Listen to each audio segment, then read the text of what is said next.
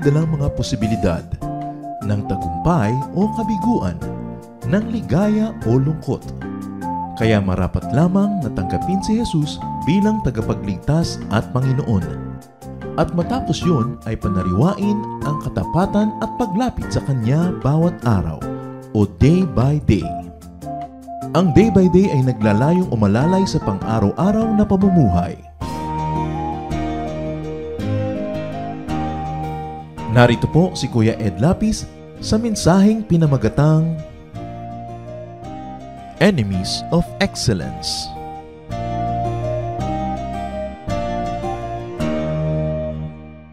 Sabi po sa Matthew 5:48, "Be perfect, therefore, as your heavenly Father is perfect." Perfection pa nga hinihingi, tayo excellence lang. God's people are to be known for and characterized by excellence. Philippians 4:8, "If anything is excellent and praiseworthy, think about such things." Ito naman po si Satan, siyempre, arch-enemy of the Lord. Kaaway niya talaga. And Satan, God's enemy, is also the enemy of excellence. So John 10:10, the Lord says, "The thief comes only to steal, kill, and destroy. I have come that they may have life and have it to the full." At ito pong life na to, sigurado ang gusto ng Panginoon sa atin, excellent life. Therefore, the stealing, killing, and destroying of Satan can very well refer to excellence as well. Satan steals, kills, and destroys excellence. Satan kills, steals, and destroys excellence in people. Ang atin pong naatas na topic, enemies of excellence. Aming Diyos, kami po'y lumalapit sa inyo, patuloy nagpapakumbaba, at kung sa kahabaan ng araw na ito'y nagkaroon ng puwang ang kasalanan sa aming puso, kung may nagawa po kaming di ka nais-nais, naisip, nasambit ng aming bibig, patawarin niyo po kami. Linisin niyo po kami, Panginoon. Patuloy niyo pong baguhin ang aming kalagayan sa pamamagitan ng aming paglapit sa inyo. Continue to wash us with the blood of Jesus. Continue protecting us from all work of evil men and evil spirits. And continue lifting up only yourself. Lord, we pray that you may be the speaker. We have gathered not to hear a human voice, but your voice. So we pray that you may speak powerfully in spite of your servant. May your servant only be your footstool, channel of your words. But may you, O Father, God of Moses, God of Abraham, be our speaker. Lord, we ask you to be powerfully present. And may your words be our healing, our challenge, even the rod that can straighten us up. Take over. These are your people, O Lord. This is your church. This is your activity. Preside over it. Speak to us powerfully and mightily in ways that can inspire us, can change us, and can make us more and more like your Son, Jesus, who is the God of excellence. Lord, we commit this time to you, confident that you hear, confident that you are here, in Jesus' mighty name. 7 enemies of excellence. 7 mga kalaban ng pagiging mahusay, napakahusay na tao, anak ng Diyos. Number 1, karamdaman. Illness. Poor health. Job 4:19 refers to the human body as houses of clay. Kaya mga Kristiyano, ano pong masasabi ko sa inyo tungkol dito? Your body is your limit. Kaya nga sabi sa Matthew 26:41, the spirit is willing, but the body is weak. So kailangan, kung gusto natin maging excellent, sa abot ng ating magagawa, tayo'y magsikap na maging malusog. Ay yung sinasabi nila lagi, mag-exercise, kumain ng tama, magpahinga, huwag gagalitin ang sarili, huwag maglagay ng unnecessary acid in your heart through anger and unforgiveness. It's important. It's important to be healthy. Because in order to be excellent, we must be vigorous and healthy. Kaya pag i-describe po yung excellent woman of Proverbs 31, sa verse 17, ano pong sabi dyan? She sets about her work vigorously. Her arms are strong for her tasks. So maski babae siya, napakalakas ang kanyang bisig, nakakagawa siya ng maraming mabubuting bagay, she can pursue excellence. So yan po ang number 1 na kailangan nating tandaan. In pursuit of excellence, prioritize your health. Tanungin nyo nga ang inyong katabi, kumusta naman ang iyong exercise kanina? Ang iyong diet, kumusta? Kumusta yung Pagpapagalit mo sa sarili na lagi kang nagre-reklamo, nagkikriticize, nagtatanim ng sama ng loob, walang mangyayari. You cannot be excellent. Kasi kung kayo sumusuka ng dugo, o kaya para na tayong kalansay, paano tayo magiging excellent?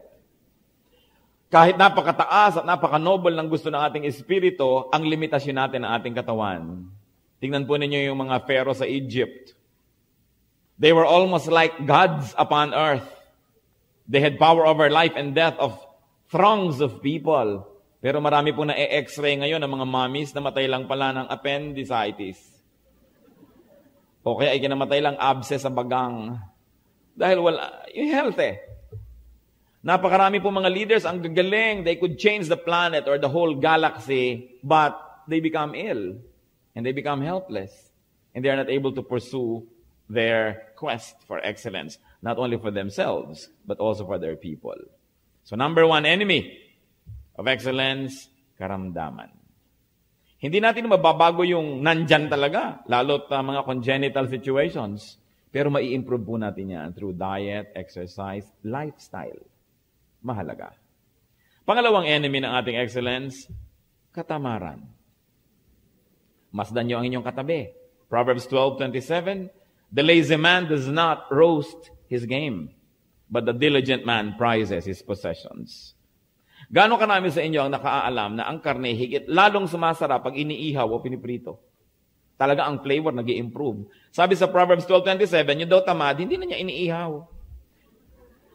Siguro kinakain niyang hilaw.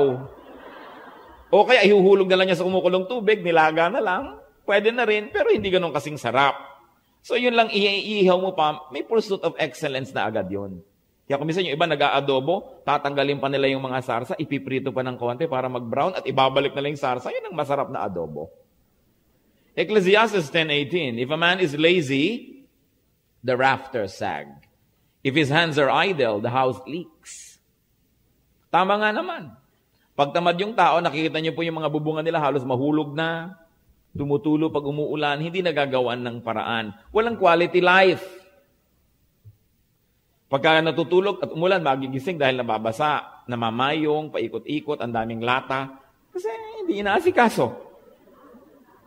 Kaya ano po yung challenge maging ng Hebrews 6:12? We do not want you to become lazy.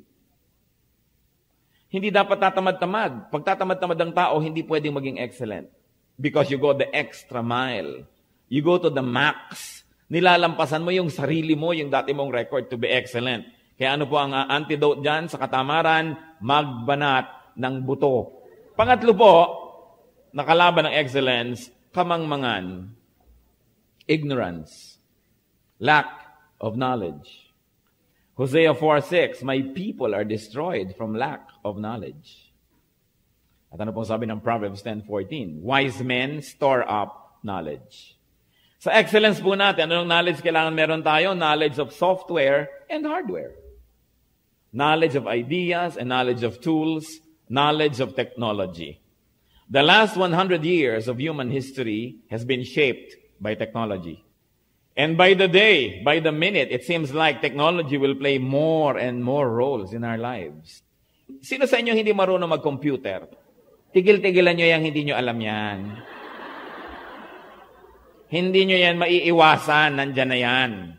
Yun lang iba, mag-cellphone at text, hindi ako marunong yan. This is an attitude. Ang hindi marunong ng makabagong teknolohiya, ipag-iiwanan. Kaya kailangan, you want to be excellent, maghabol sa karunungan. Kailangang maghabol. Especially ideas, and especially also technology. But technology is something that you must master, otherwise it will become your master. It's important, brothers and sisters. In the name of the Lord and for the advancement of God's kingdom, be state of the art. Hindi ka dapat museum piece. Consider all the great peoples, the great civilizations, the great achievements of all of history. Those people, those civilizations were able to achieve because during their time, they were state of the art. Advance sila kaysa dun sa iba. Kaya sila nakapamayani. Kaya sila nakapaghari. Kaya naabot nila yung pinakamataas na pwedeng abutin ng human development during their time because they used technology. Hanggang ngayon nga, hindi pa matanto ng mga tao kung paano na ilagay yung kahuli-hulihang bloke ng pyramids of Egypt. Technology. Kailangan meron tayo niyan. At ang kalaban po niyan, mga kapatid, yung museum style of traditionalism. Yung hindi pwedeng gawin yan kasi hindi pa natin nagagawa yan before. Hindi natin alam yan, therefore hindi natin dapat man lang tangkaing alamin. Ito ang hindi pwedeng maging mga excellent. Napakabilis ng pagbabago ng panahon. Napakabilis. Ang technological advances in the last 100 years, kulang pag pinagsama-sama mo yung last 5,000 years. Kaya dapat po tayo, kung hindi man tayo nangunguna, hindi man lang tayo mapag-iwanan. We've got to know. Isa pang kaaway ng excellence, katamlayan. Lack of intensity, lack of passion, lack of energy. Colossians 1:29, to this end I labor, struggling with all His energy, which so powerfully works in me. Of course, Paul was talking about evangelism, about the work of the Lord. And we are here, we want to be excellent, not for anything else, but to be excellent for the Lord. So we've got to do it with all His energy. May feelings. Be passionate. People who don't have passion are half dead. Kailangan merong feelings, may strength, may dedication. Make sure that the things you are living for are worth dying for. Because if not, they're not worth living for. Kaya pag meron tayo ng ganong klaseng conviction, meron tayong passion. And if there is passion, there is focus. Kasi pinsan po nitong lack of passion, lack of focus. Even in our ministry, focus is very crucial. Hindi pwedeng sabog. Hindi pwedeng kalat ang isip. Kalat ang ginagawa. Kalat ang style. Sa faith nga, kailangan nakafix tayo, nakafocus. Sabi sa Hebrews 12:2, let us fix our eyes on Jesus. Why fix our eyes on Jesus? Because there are so many things, so many people, so many reasons that would discourage us. Maraming pwedeng tingnan, maraming pwedeng makagulo sa atin, maaaring pwedeng makapagpahirap sa ating isipan. So, pag sinabi sa atin, let us fix our eyes on Jesus, pag nakafix tayo sa Kanya, marami tayong malalampasan. Because there's focus. And even in life, if there's focus, we can transcend many barriers. 2 Corinthians 9:2. For I know your eagerness to help, and I have been boasting about it to the Macedonians, telling them that since last year, you in Achaia were ready to give, and your enthusiasm has stirred most of them to action. Alam niyo po, ang tao pag may passion, pag may enthusiasm, nagagawa yung trabaho, hindi lang kasi nagagawa niya dahil meron siyang passion, kundi maraming nahahawa sa kanya. Marami tuloy tumutulong, nagagawa ang dati-rati mahirap gawin. So ano pong masasabi ko mga kapatid? Magpakasigla. Paano naman kung nakaupo lang kayong ganyan na parang inaagaw kayo ng antok? Anong klaseng sigla mangyayari sa buhay? Kailangan alert. May parang ready to jump, ready to pound at the enemy, ready to run, ready to fly. Alert. In whatever you do, to be excellent, brothers and sisters, you should be passionate. We must be passionate. Panglima na enemy of excellence, kababawan. Yung kasiyahan sa kulang. Kulang na, kontento pa, may problema ka kapatid. Yung sobrang complacency, ang maipapayo ko, huwag makontento agad-agad. Kailan po tayo dapat makontento? When we've already done our best, given our best, when we have consistently been excellent at our tasks. Tapos ito pa rin yung nangyayari, ito yung nagiging bunga, kahit medyo kulang sa kagustuhan natin, that's when you become contented. Pero yun ay sa dulo, huwag sa umpisa. Kasi yung mga taong kontento agad, walang ambisyon, walang goal, walang mararating kasi wala namang gustong puntahan. It's important. Yung a healthy level of discontentment with what is not good enough, what is not enough, is important to make us excellent. Ano pa po ang pang-anim na kalaban ng excellence? Kahirapan, karukhaan, poverty. How can people excel when their consuming concern is survival? Paano ka makakataas ang matatayog na mga mithiin kung kumakalaman sikmura, kung nagugutom, kung pinapapaka ng lamok at katulmaning walang maibili? Paano ka magiging excellent? Paano ka magiging excellent kung iniisip mong kakainin mo bukas? Hindi ka makalayo, hindi ka makabuelo, hindi ka makaangat dahil lagi kang hinihil ng kahirapan. How can people excel when their consuming concern is so basic in nature? Yung excellence, napaka-sophisticated na nun, ang taas-taas na nun sa levels and hierarchy of needs. Paano tayo mag-excel kung ang pwede lang nating puntahan na yung libre? Kung na-born again ako more than 25 years, may discount. Bakit nga ba ang mga anak ng Diyos, marami, mukhang discount? Itanong nyo nga sa katabi nyo, mukha ka bang discount? Pupunta sa Christian bookstore, may discount ho ba? Sasabihin ng clerk, bakit? Stockholder ho ba kayo dito? Hindi. Christian ako. Christian pala kayo, Christian kami. Ba't yung napapatayin yung negosyo namin? Bakit hingi kayo hingi ng discount? Pag pinagbigyan namin kayong lahat, di bukas sarado na kami. Para maging excellent, mga kapatid, don't always expect a discount. Kasi part yan noong culture of poverty, noong culture of kahirapan and karukhaan. And if we are in that culture and in that mode of thinking, we will never go beyond it. Because you are what you think of yourself. And people will treat you how you treat yourself. So mahalaga po. Liban na lang talagang nag-aagaw buhay tayo at kakainin na lang natin. Kung gawain, lalo Christian work, merong fee, magbigay tayo. Pwede ba nga sobra eh. Magkano ho bang fee? 200 lang? Pwede bang 500? Ganon. Iba natatakot yung iba baka tayo malugi, baka tayo makulong kinabukasan yan. Dahil hindi tayo nakabayad ng mga suppliers. Alam niyo pong kulang sa Christian culture, especially in our country? Excellence. You know why? Because everybody wants a discount. Gusto lahat libre. Pastor po ako libre. Ngayon po, kung pastor kayo, anong ibig sabihin? Libre? Itatrato ko kayong dukha. Ganun ba gusto niyong treatment? Di po ba? If everybody contributes to activities like this, halimbawa, merong, sister, sabi niya sa clerk, 400 na lang ang singilin mo sa akin. Kasi baka merong hindi maka-afford, i-apply niya na doon. Beautiful. Laging ganun, hindi yung kahit kaya, gusto pa natin. May scholarship yan, sabi mo, thank you, sa iba nyo na lang ibigay. Mayaman ka siguro, hindi naman, pero mapipilit ko namang mabayaran yung para sa sarili ko Kaya ibigay na natin sa talaga doon sa walang kaya. Huwag na tayo nakikipag-agawan doon sa mas konti ang kakayanan kaysa sa atin. Kasi magtagumpay man tayong maagaw yon, may nawalan.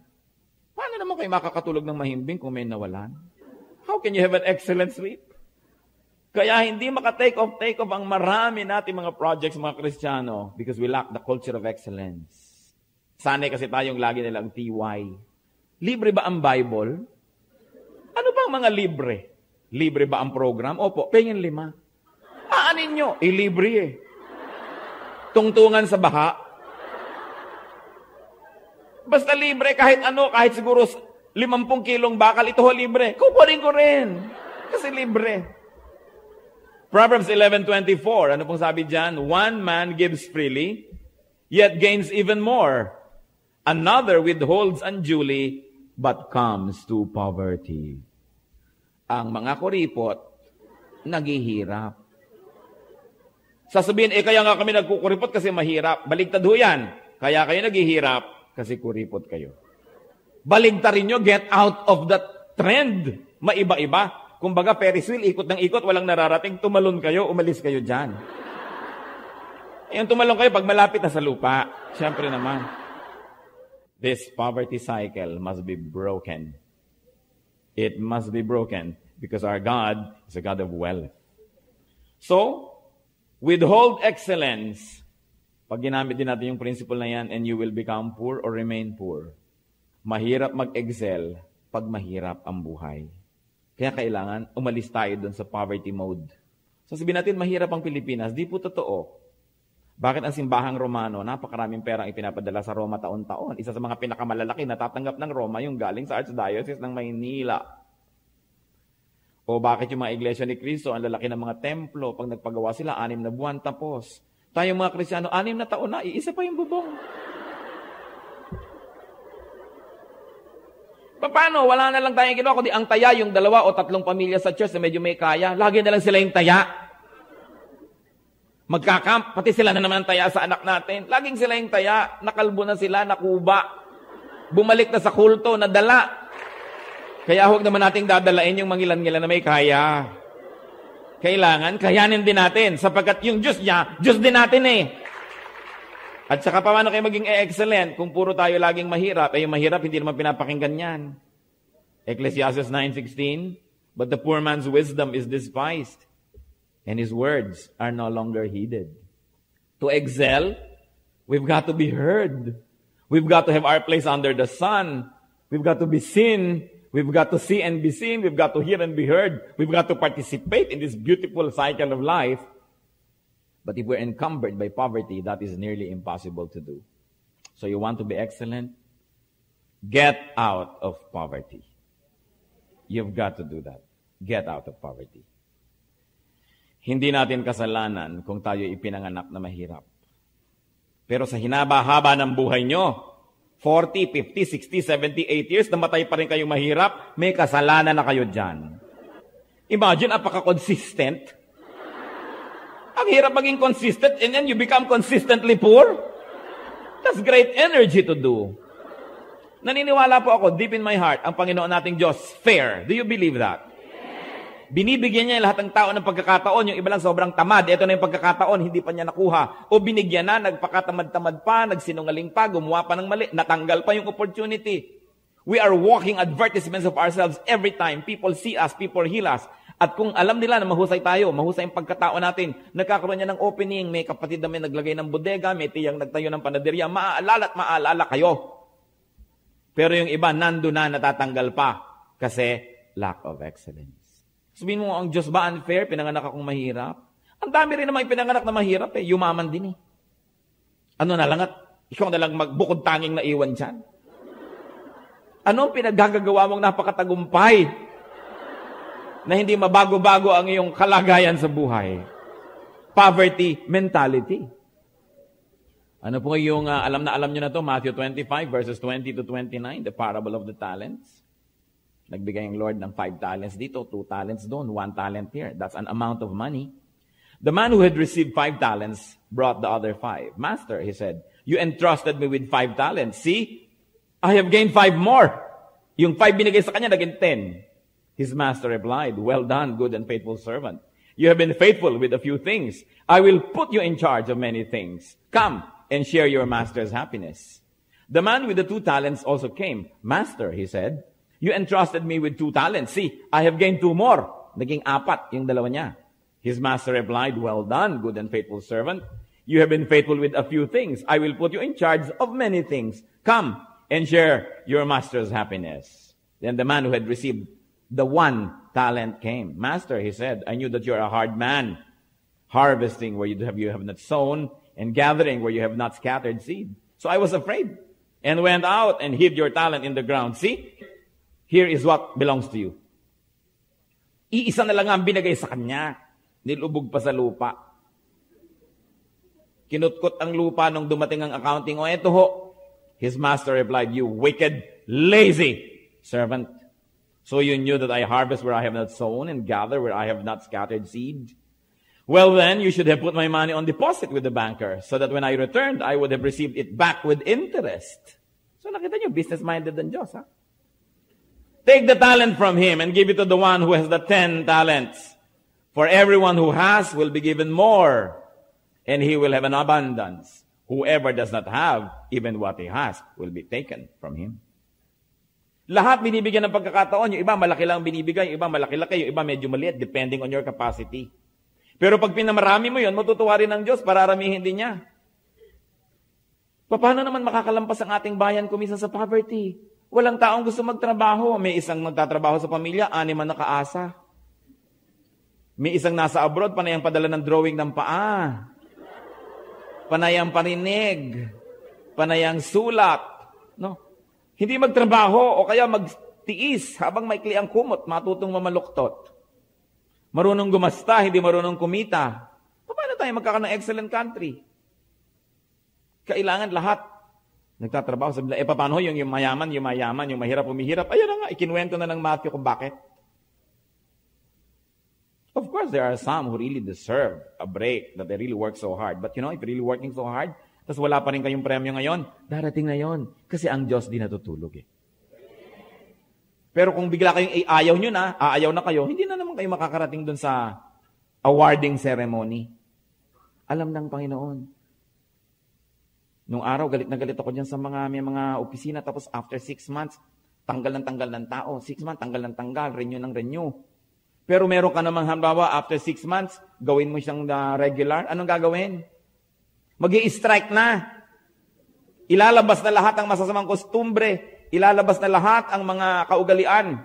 Ilalabas na lahat ang katamaran kasi regular na eh. Kaya nakakadala talaga. Nagkaroon na ng pagkakataon, mawawala pa. Nagagalit din ako dyan sa may mga fast food, tapos lumigwak lang ng konti yung juice, may salary deduction yung worker. Huwag mo naman bigyan ng salary deduction, galon-galon, talagang tinatapon na lang. Ayaw na ayaw kayong bandy clock, nawawalan ng dignity yung mga tao, nagtatatakbo para hanabulin yung bandy clock. Tanggalin mo naman, alas 10, alas 11, magpapasok ka ng mga tao. Alas 12, nagsusuklay pa. We are being treated like this because we are also guilty as a people.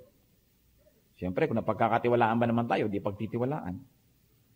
So, kailangan umalis po tayo sa poverty mode. Make wealth. That's what you should do, Christians. So you can afford being excellent. Because excellence is expensive. Quality is expensive. So be excellent at multiplying God's talents. Alam niyo po, lalo yung pera, malulungkutin. Naunawaan niyo ako? Ayaw niyang pupunta sa mga pitakang walang kasama. Pag ipinasok yan doon, agad-agad aalis. Malulungkutin eh. Ang gusto ng pera, pupunta doon sa mga bulsang maraming laman. Nagtatagal sila doon, nanganganak sila doon, dumadami sila doon. Kailangan maliit na opportunity, take advantage of it, do something. Huwag puro consumption, invest, make wealth. Konting ginagawa nyo, nakikita nyo, may na-attract, dumadating na sila. Parang restaurant, di ba? Pagka walang taong kumakain, papasok na kayo, ay, walang tao. Huwag tayo dito, baka di masarap. Pero nakita nyo, punong-puno ng tao, dun tayo, baka masarap. Ganon din po yung salapi. Papasok na lang sa wallet nyo, nakitang siya lang palang mag-iisa doon, atras. Kaya kailangan magsikap tayong halika dito, magpapakahirap ako na magkaroon dyan at hindi ko yan aalisin dyan para makatawag ng kahit konti. At pag dumami-dami na kayo, marami na yung matatawag nyo. That's how you make wealth. Sipag. Kaya sabi ko, hindi natin kasalanan kung ipinanganak tayong mahirap, di naman tayo nakapamimili ng magulang. Pero pag nakamatayan nyo pa yan, may kasalanan na kayo. At least nag-cooperate ka, nakapangyari siya. Kakambal po nitong sinasabi natin na kahirapan at karukhaan, nakaaway ng excellence, kapatid na kambal, yung kaisipang dukha. Kaisipang pangmahirap. Poverty mentality. Madalas ko yung na-encounter. Ipapagawa ko sa karpentero, ipapagawa ko sa electrician, ipapagawa ko sa latero. Mahirap po yan. Sabi ko, talaga ang buhay mahirap. Alam nga namang madali lang ang gawin mo. Anong magagawa mo? Wala. Kung takot ka mahirapan, you cannot be excellent. Puro ang gusto lang gawin, yung madali. Naku, ilulubog pa ho natin yung wire, itapal na lang ho natin dito sa harap. Para madali. Iyan ang nadidinig sa mga taong may poverty mentality. Mahirap yan. Hindi ito nadidinig sa mga taong nagtatagumpay. Pangalawa po, pwede na yan. Bura-burahin nyo nga sa bokabularyo nyo ito. Yung pwede na yan. Bakit ang sound system natin parang may popcorn sa loob? Pwede na yan, Christian naman tayo. Alam ko, Kristiyano tayo, pero hindi naman tayo nagtitinda ng popcorn. Bakit ang ilaw natin ang didilim? Pwede na yan. Mauunawaan na ng mga kapatiran. Hindi ka masyadong handa? Sige, pwede na yan. Alisin nyo nga yung pwede na yan. Dapat hindi pa pwede, pwede pa yung dagdagan. So you can be excellent. Hindi pwede na yan. Meron pa po. Ito talagang tumitibok-tibok ang tenga ko pag nadidinig ko ito eh. Bakit ang mga tao hindi ito ginagawa? Bakit ang banyo ang dumi-dumi? Bakit yan? Sabi yan, ganyan talaga yan. Huwag nyo ngang masabi-sabi yan. Ganyan talaga yan. This is surrender. This is saying that you are helpless. That you cannot do anything about it. Kaya kakambal nyo sasabihin ko, wala tayong magagawa. Yan ay nadidinig lang sa mga talunan. Wala tayong magagawa. Sa isip mo pa lang, wala na. Paano pagagalawang yung katawan? Nag-iimpisa yan sa isip. This is poverty mentality. Mahirap yan, pwede na yan, ganyan lang talaga yan, at wala tayong magagawa. Hindi dapat pagsawaan ang paggawa ng tama, ng mabuti, ng maganda. Spiritually, materially, socially, it's all true. Galatians 6:9, let us not become weary in doing good, for at the proper time we will reap a harvest if we do not give up. At pag tayo po'y natutokso na panghinaan ng loob, panghinaan ng espiritu, tandaan natin ang Philippians 4:13.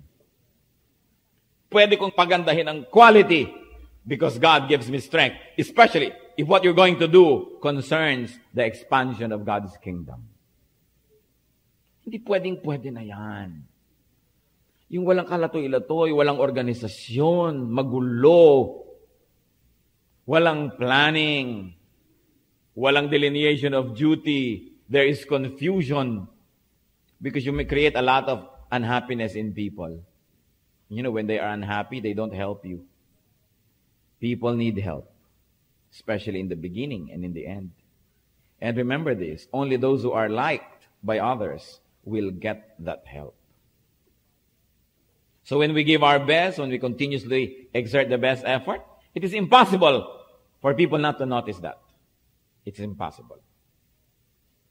Minsan po, ako ay nagtatrabaho nun sa isang secular firm. I was very young. I was 17 and I was working. At tuwing nag-aantay ako ng sundo ko, pagka uwian na, merong isang gwardiya na pinapayong-payungan niya ako pag medyo umuulan-ulan. Kakaukausap siya doon, tutulong-tulong. Nalaman ko na siya pala college graduate naman. Hindi lang mapasok talaga. Wala daw kakilala, walang kaganyan, walang kaganon. Nagsisikap siya. He was doing beyond his call of duty. So what did I do? I created a position for him. Nag-create ako ng 3 posisyon kasi alam ko tatawad ang personnel. Sabi ng personnel, isa na lang muna. O sige, masama pang loob ko. Pero isa lang naman talaga yung ipapasok ko. Kung sinabi ko isa yon, di nawala. Di ba? Style. Ipinasok ko po itong taong ito. Lumuha ito ng bato. Pero natuto. Ngayon, manager na ng bangko. Kung gwardiya ako, bakit naman kita papayungan? Wala naman singkil. No? Gwardiya lang ako. Anong pakialam ko sa'yo? Mananatiling gwardiya in forever. Nakakita na ba kayo ng mga driver na ayaw magbuhat man lang? Bakit ayaw mo magbuhat? Driver ako. Matatanggal mo pa. Yan ang sinasabi ko na ang lahat po ng tao may pagkakataong umasenso, pero nasa iyo na. Kung negative o positive attention from people ang makukuha nyo. Kasi let's say, ikaw ay ganun, gwardiya o naging clerk ka doon sa office. Magaling ka uli, ang galing-galing mo. Napapromote ka hanggang may nakapansin ng manager ng bangko na client ng kumpanya namin. Kinuha na siyang supervisor ng bangko, hanggang ngayon siya na ngayon yung manager. You cannot keep a good person down. You cannot, because God is just. So kung tayo po ay nag-iisip magtampo sa Diyos, magtampo sa planeta, sa buhay, bakit ako mag-isip-isip, manalamin? Baka akala nyo lang excellent kayo, hindi pala. Kaya nagtatampo tayo sa Diyos. Room for improvement is the biggest room in the world. The admission that we lack something very good is already the beginning of receiving it from God. Nag-uumpisa na nating tanggapin yung blessing, kinikilala pa lang natin na kulang tayo. Pero yung nagpapanggap na ako'y punong-puno, hindi yun nalalagyan kahit kailan. Kaya mahalaga po yung pagpapakumbaba. Isa pa, na madinig nating madalas sa mga talunan, sa mga walang mangyayari sa buhay, bukas na yan. A day late in planting means a day late in harvesting. And sometimes, when there are seasons to observe, a day late in planting can mean no harvesting at all. Because sometimes, one day late is one day too late. Sabi po nila, strike the iron while it's hot. That's good. But winners will say, make the iron hot by striking. Bakit nyo lamang siya pupukpukin habang mainit? Ba't di nyo initan para mapukpok? Kailangan gumagawa tayo ng paraan. Ano pang madalas lumabas sa bibig ng mga taong walang excellence? Daing. Hindi po dried fish. Daing. Mabilis.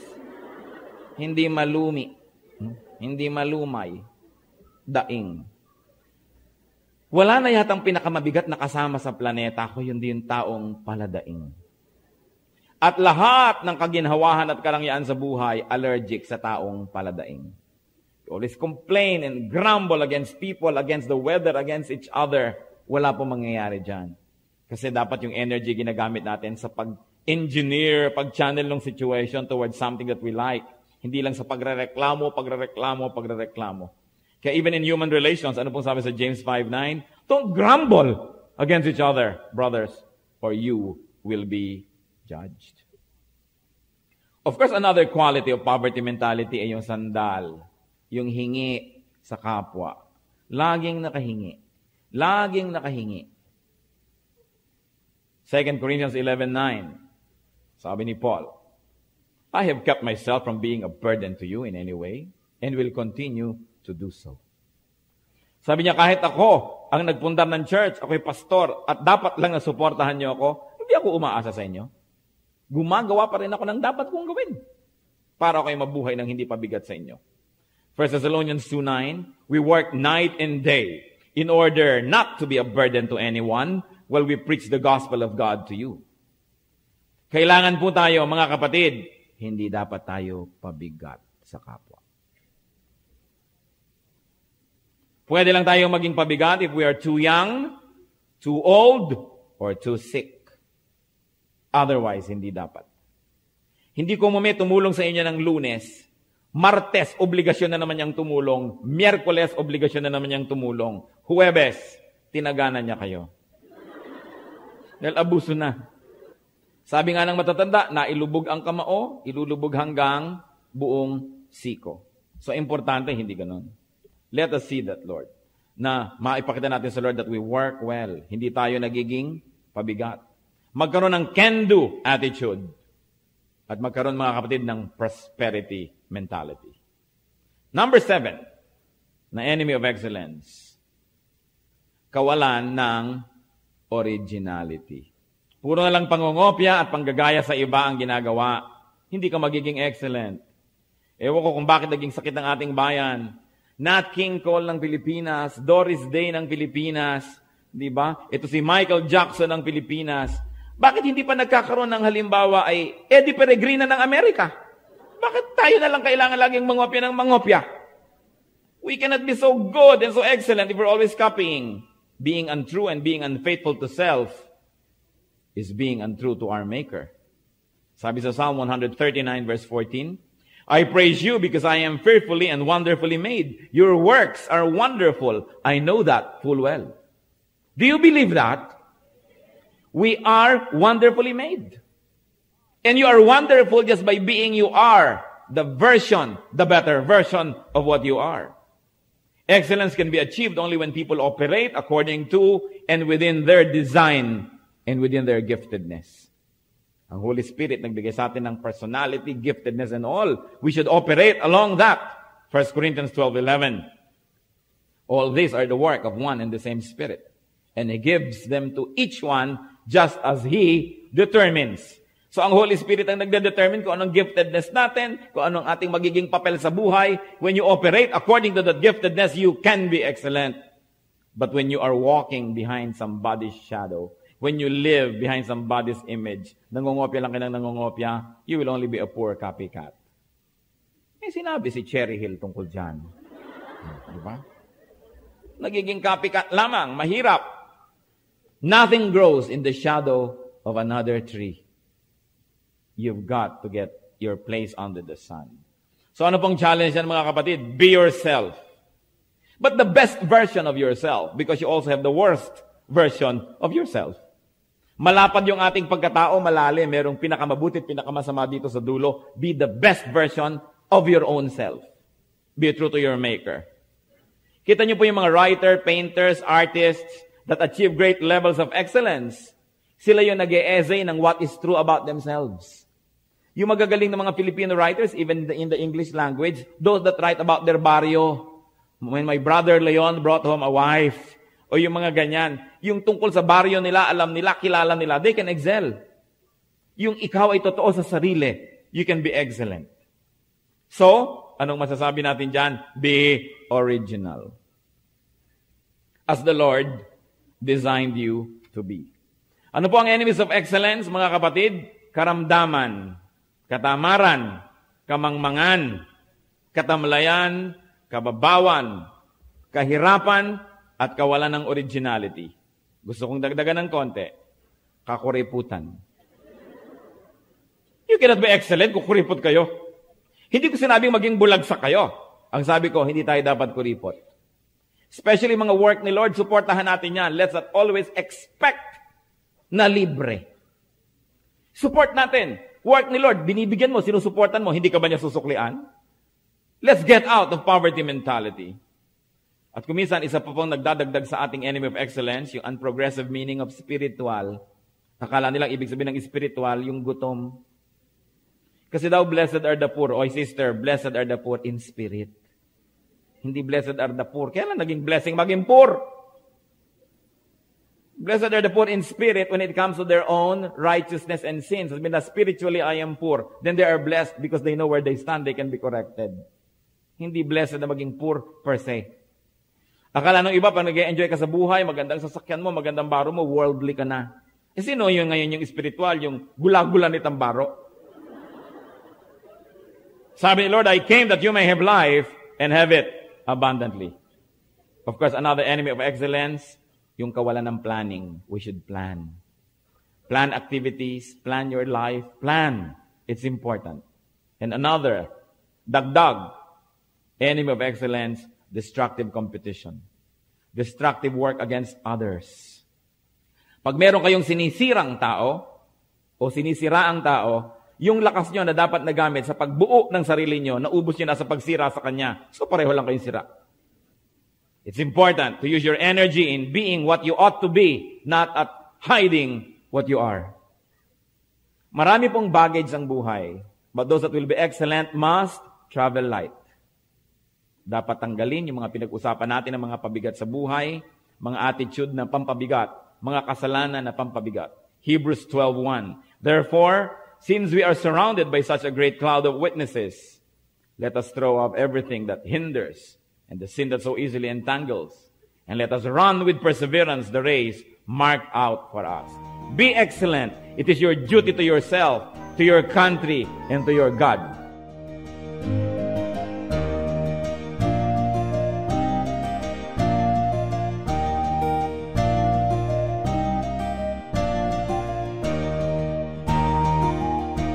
Ang katatapos pong mensahe ni Kuya Ed Lapiz ay pinamagatang Enemies of Excellence.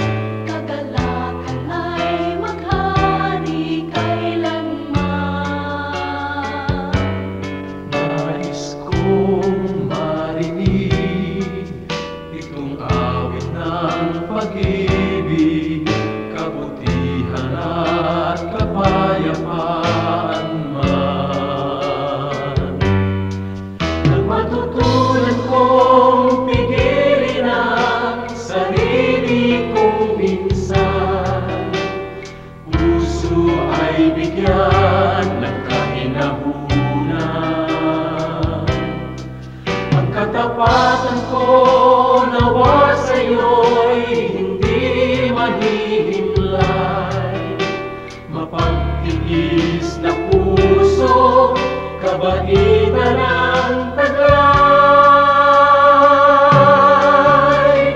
Bunga ng Espiritu, mayroon ka ba sa buhay mo? Ang kinakailangan na ipakita ng Kristiyanong tunay. Bunga ng Espiritu, kung wala sa buhay mo, kay Jesus tanggapin mo. Bunga ng Espiritu.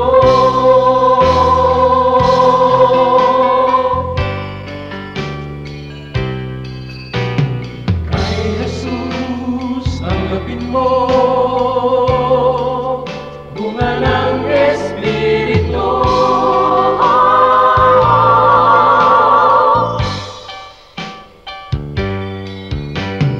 Bunga ng Espiritu, mayroon ka ba sa buhay mo? Ang kinakailangan na ipakita ng Kristiyanong tunay. Bunga ng Espiritu, kung wala sa buhay mo, kay Jesus tanggapin mo. Bunga ng Espiritu.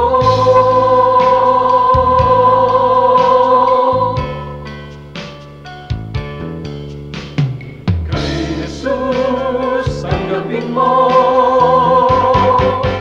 Bunga ng Espiritu.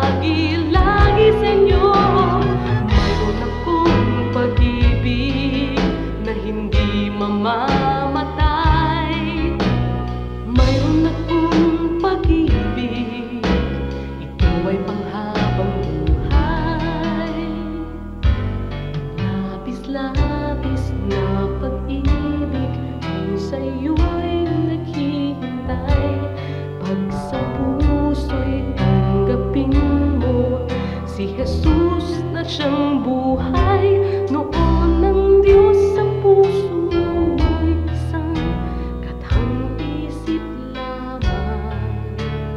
Ngunit ngayon siya ay katotohanan. Mayroon akong pag-ibig dito sa puso ko.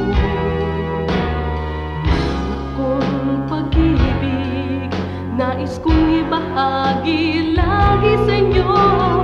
Mayroon akong pag-ibig na hindi mamamatay. Mayroon akong pag-ibig, ito ay panghabang buhay.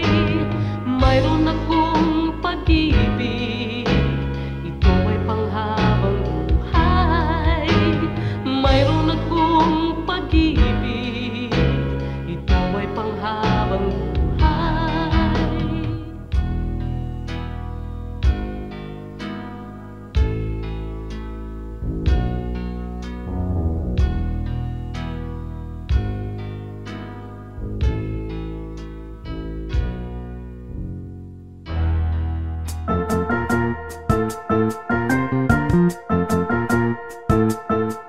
Oras na po para pansamantalang magpaalam ang programang Day by Day. Tayo po'y magsama-sama tuwing ika-6 hanggang ika-7 ng umaga, araw-araw. Magandang umaga po at mabuhay ang Panginoong Hesus!